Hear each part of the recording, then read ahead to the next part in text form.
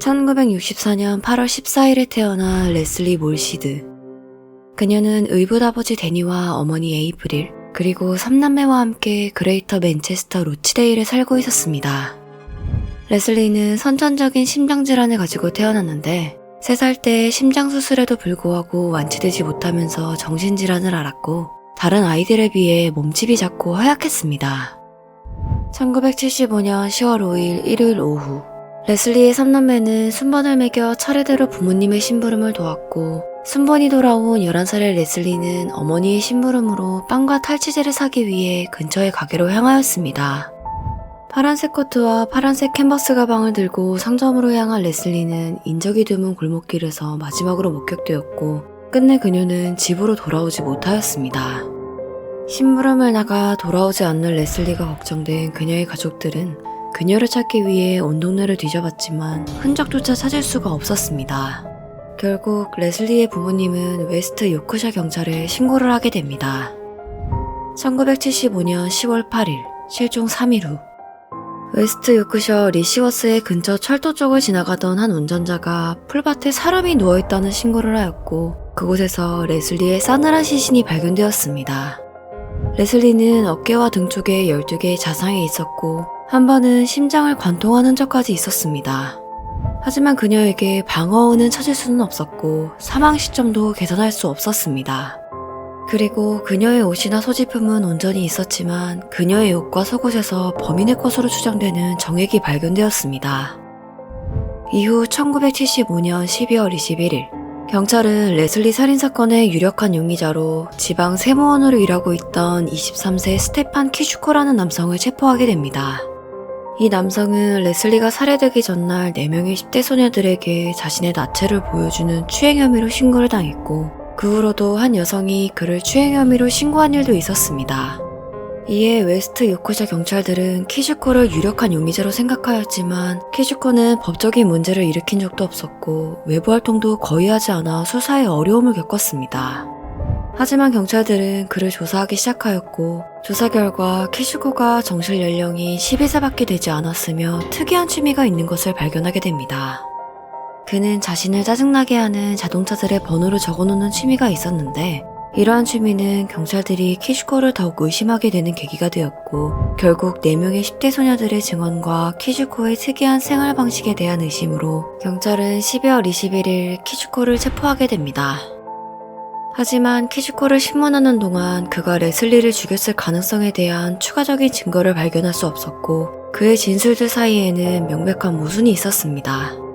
키슈코는 3일간의 집중신문을 받으면서 자신의 범행을 인정하는 듯한 말을 하게 되는데 이에 키슈코는 그렇게 함으로써 집에 갈 수 있을 것이라고 믿었고 이후 또 다른 증거들이 자신을 무죄로 밝혀줄 것이고 자신의 자백이 거짓임을 증명할 것이라고 믿었기 때문이었습니다.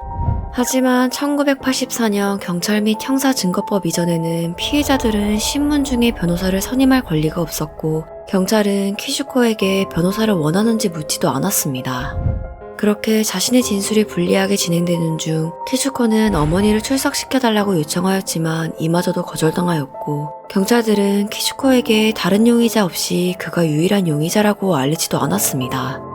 결국 경찰의 강제로 살인을 인정한 키슈코는 1975년 12월 24일 살인 혐의로 기소되었습니다.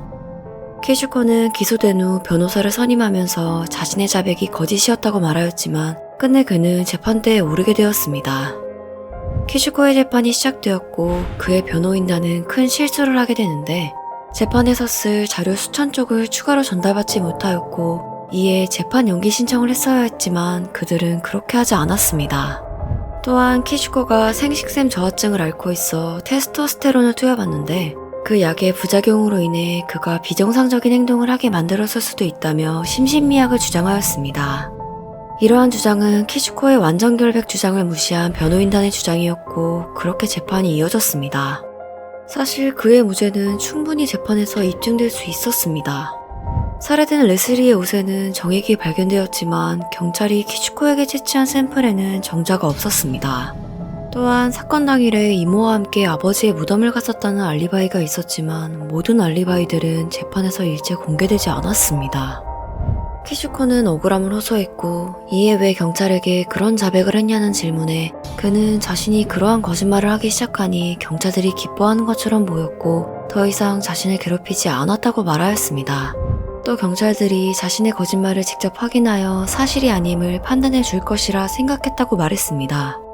하지만 키슈코의 재판은 1976년 7월 21일 다수결에 의하여 확정되었고 끝내 그는 레슬리를 살해한 죄로 종신형 선고를 받게 됩니다. 이후 1978년 5월 25일 키슈코는 항소를 진행하였지만 판결에 문제가 없다고 판단되어 그의 주장은 기각되고 말았습니다.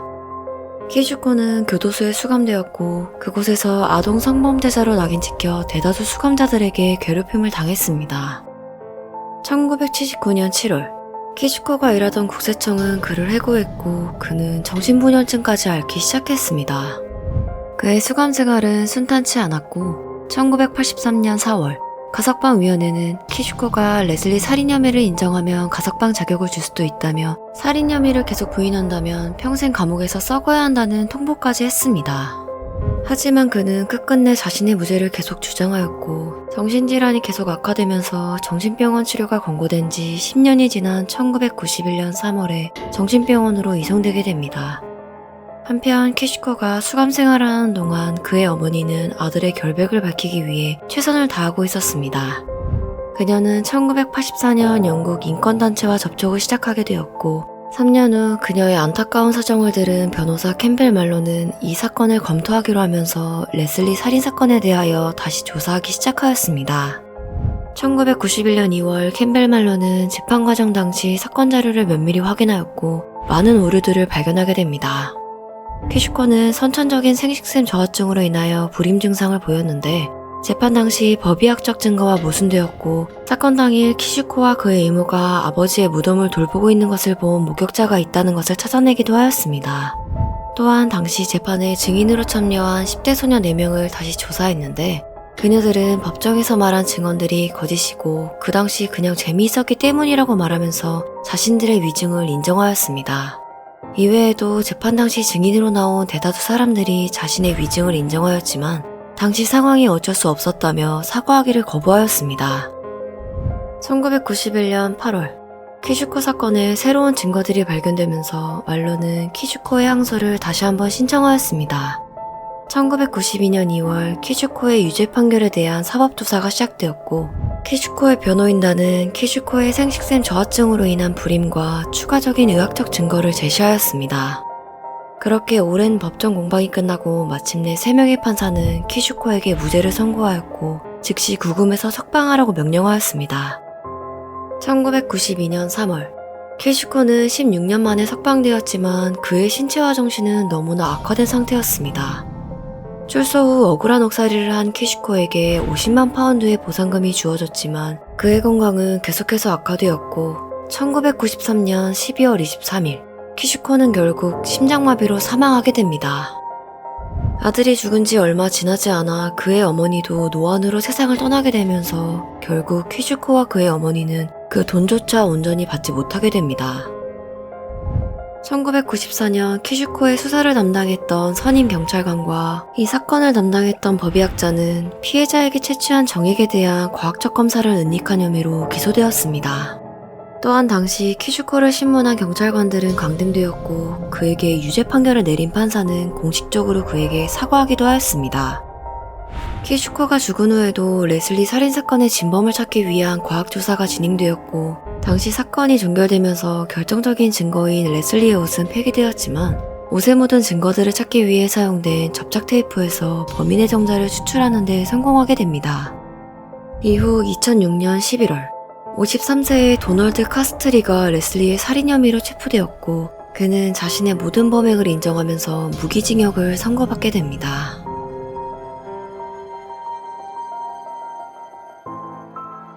오늘의 이야기 레슬리 몰시드 살인사건이었습니다. 구독과 좋아요는 언제나 큰 힘이 됩니다. 지금까지 시청해주셔서 감사합니다.